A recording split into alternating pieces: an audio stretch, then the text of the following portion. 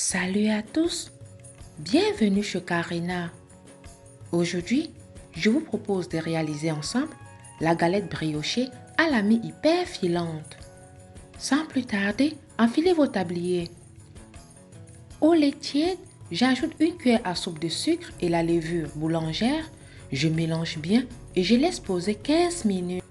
15 minutes plus tard, la levure a été activée. Je réserve sur le côté. Dans la cuve du robot, je mets la farine, je creuse un puits au centre. D'un côté, je mets le sel, de l'autre, le sucre, les œufs, le zeste d'orange, le mélange, les levures. Je mets le robot à tourner. J'utilise la vitesse la plus basse du robot. Vous pouvez très bien réaliser cette recette sans utiliser de robot. Ne vous inquiétez pas, la liste des ingrédients et les mesures exactes se trouve dans la barre de description. Lorsque tous les éléments ont été bien mélangés, j'ajoute le beurre. En petite quantité à chaque fois. J'utilise toujours la vitesse la plus basse du robot.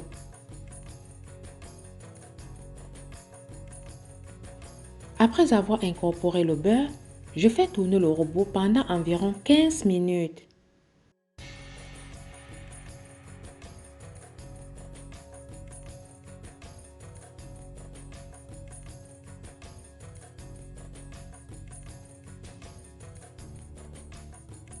La pâte est prête lorsqu'elle se détache toute seule de la paroi du robot.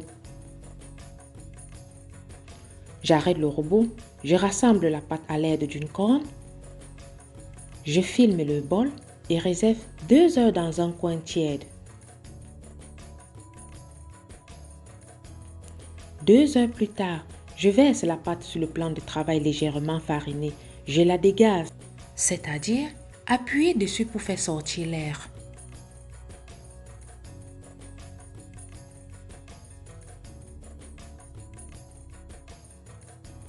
Je forme une boule, fais un trou au centre et commence à étirer.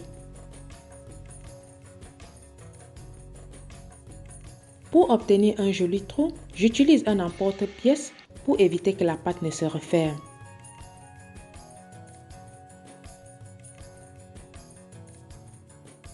Je dépose la pâte délicatement sur la plaque de four recouverte de papier sulfurisé. Enfonce la fève dans la pâte.